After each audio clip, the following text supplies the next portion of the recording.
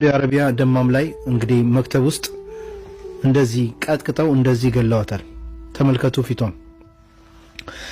እስኪ የሷ ኤጀንሲ እንግዲህ እህቶቻችን ሲጠይቁት የላከው ቮይስ አለ። ቮይሱን እንስማው። አረብ ነው የገደላት። ግብፃውያን ናቸው፣ አረቦች ናቸው የገደላት። ችግር የለውም። እኛ እየተከታተልን ነው። ኢንሻአላህ አላህ ይርዳን። ደግሞ አላህ ይጨምርበት። እኛ እየተከታተልን ነው። ሰውየውም እዛ ሳስረን ነው አልታስ አግኝተናታል። አብሽሩ፣ ችግር የለውም። አግኝተናታል። እዛ ቢሮ ያለ ሰው ነው የደበደባት የገደላት አሉ። ችግር የለውም። አብሽሩ፣ በቃ እኛ እንከታተለዋለን። እነሱ ጋር እያወራን ነው። አዎ ትክክል ነሽ። እኛም ኮምፒውተር ላይ ልጅቱን አግኝተናታል። እነሱም ደውለንላቸው ነበር ከዚህ ከኢትዮጵያ። እነሱም ልጅቱን ደግሞ ተቻምነዋል።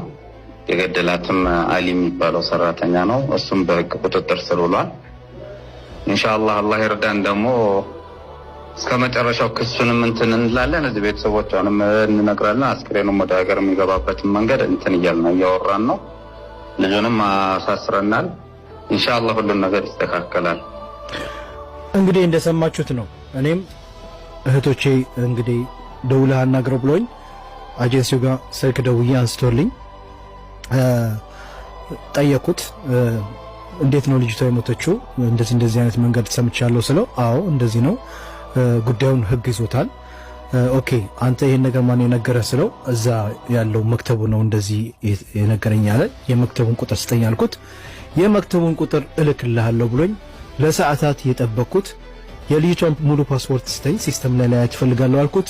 እሱንም ፓስፖርቷንም አላከልኝም። የቤተሰቦቿን የአጎቷ ወደኛ እየመጣ ነው። ጉዳዩን እሱ በደንብ እንዲከታተልና እዛም እህት አለቻት ሪያድ ላይ፣ እሷም ወደዛ እየሄደች ነው። እኛ ሎኬሽን እየላክላት ነው አለኝ። የእነሱን ሁሉ ቁጥር ስጠኝና ነገሩን በደንብ ማጣራት ፈልጋለሁ ብዬው አጀንሲውን ምንም ነገር እስካሁን ድረስ የላከልኝ የለም። የአጀንሲው እንግዲህ ይሄ ነው አርማቸው። ይሄ ጉዳይ ዝም ማለት የለበትም፣ ተሸፋፍኖ እንዳልፍ። እቺ ልጅን መክተብ ውስጥ በዚህ አይነት መንገድ ቀጥቅጠው ነው የገደሏት። መች ነው የሄደችው ስለው፣ የሄደችው ሰፕቴምበር ላይ ነው። 3 ወሯ ነው ከሄደች 9 ወር ላይ ነው የሄደችው። የሆነ ቤት ስራ ገብታ። ተመልካቾቼ እንግዲህ መጀመሪያ ወይ ደግሞ መግቢያ ላይ እንዳሳየኋችሁ መድኃኔዓለም ወጥቶ ከመቅረትና ከድንገተኛ አደጋ ፈጣሪ ጠብቀን ሁላችንም ማለት ነው። ሰላም እንዴት ናችሁ? በያላችሁበት ሰላማችሁ ብዝት ይበል። እንግዲህ ቪዲዮ ላሳያችሁ ሞክሬያለሁ። ብዙዎቹ በቲክቶክም በተለያየ ሚዲያ ላይ ተቀባብለዋታል። እጅግ በጣም ያሳዝናል። የሰው ልጅ እኖራለሁ ሰርቼ እለወጣለሁ ብሎ አቅዶ ከቤት ወጥቶ በእንዲህ ያለ ነገር በድን ሆኖ መመለስ እጅግ ለቤተሰብም በጣም መራር ሀዘንና ልብ ሰባሪ ነው። ውድ የሀገሬ ልጆች አሁን ላይ ጊዜው እንደ ድሮ አይደለም። ምን ልላችሁ ፈልጌ ነው። በተለይ መረጃውን እኔም ላጣራና ከተለያዩ ሚዲያ አውታሮች ልሰማ እንደሞከርኩት ልጅቷ ከኢትዮጵያ ከመጣች 3 ወሯ ነው። የሄደችውም ሳዑዲ አረቢያ ደማም ሪያድን አለፍ ብሎ ነው ይሄ ከተማ ማለት ነው። ስለዚህ ምንድነው እሱ ሰዎቹ ጠለብ ያዘዙት ወይ ደግሞ እንዲመጣላቸው የፈለጉት ቋንቋ የምትችል ነው። እነሱ ግን ቋንቋ የማትችል ወደ መክተብ ላኩ። መክተቦቹ ለነሱ ሰጡ። እነሱ የሄደችው ሰዎች እኛ ቋንቋ የምንችለው እንጂ ያለው ይሄንን አይደለም ብለው በሰላማዊ መንገድ ለመክተቡ አስረከቡ። መክተቡ ደግሞ ምን አደረገ?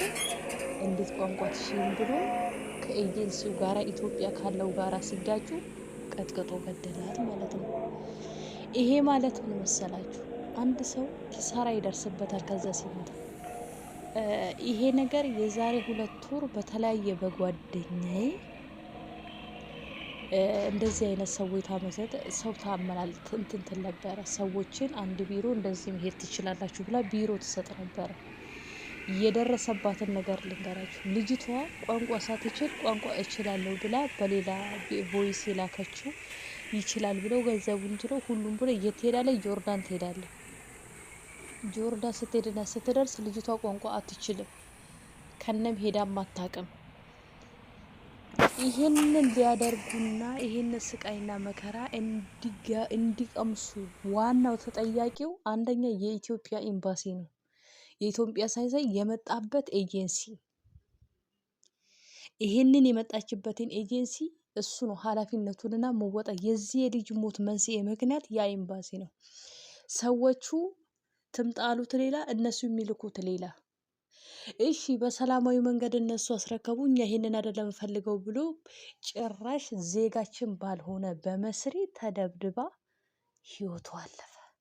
እጅግ በጣም ያሳዝናል። ለእናት ለወዳጅ እግዚአብሔር መጽናናቱን ይስጥ። ለልጅቷ በለመለመችው በአጸደ ገነት ያኖራት። ሌላ ሀገር ዜጋ ላይ ይሄን ያህል ቢደርስ ተፍቲሽ አለ፣ የተለያየ ነገር ይደርሳል። ይሄን ነገር ግን የምትችሉት የሚዲያ አውታሮች ሁሉም ተረባርቡ ድምጽ ሆኖ የኢትዮጵያ መንግስትም እዚህ ላይ በተለይ ኢትዮጵያ ላይ ያሉ ኤጀንሲዎችን በቁጥጥር ስር አውሎ እነኚህ ምርመራ ካልተሄዱባቸው የዚች ወጣ እንጂ ተቀብሮና ተፋፍኖ የቀረ ስንት ደግሞ ሌላ ዜጋ ሆኖ ደብድቦ እስከ መግደል ምን ነው መጥቶ ቢተዋት። ይሄ ምንድነው? አንደኛ የህጋችን መላላትና ልክ እንባ ጠባቂ ተብሎ በስደት ላይ እነሱ ተብለው ቢሮ ቁጭ ያሉት ምንም አይነት ነገር አድርገው ስለማያውቁ ነው።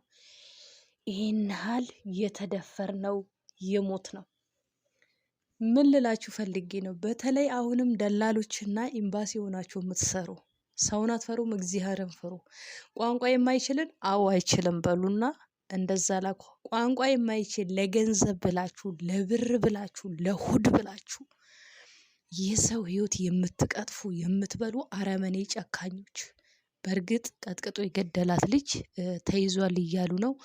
ቢሮ ላይ ያሉትም ኢትዮጵያኖች ሳይሆኑ ግብጾች ወይ ደግሞ መስሪዎች ናቸው ተብለዋል። ስለዚህ እሱ በእርግጥ ቁጥጥር ስር ውሏል። ሰው እስክትሞት ድረስ እና አሁንም አለባብሰው ወደ ሀገር ለመሸኘት እያደረጉ ነው። በተለይ ቲክቶክ ላይ ሁሉም እየተረባረበ ሁሉ ነገር ታውቆ በተለይ እኔ ያሳዘነኝ ጉዳይ ሰዎቹ አረቦቹ በሰላም ለቢሮ አስረክበው ጭራሽ የዚህ ሀገር ቢሮ ቅጥቅጥ አርግቶ ነፍስ ማውጣት። መድኃኒዓለም ይጠብቀን። እንጃ እኔ ምን ማለት እንዳለብኝ። እባካችሁ ስደት ይብቃ። አሁን ላይ እንደ በፊቱ አይደለም። ማርያምን ነገሩ ተቀያይረዋል።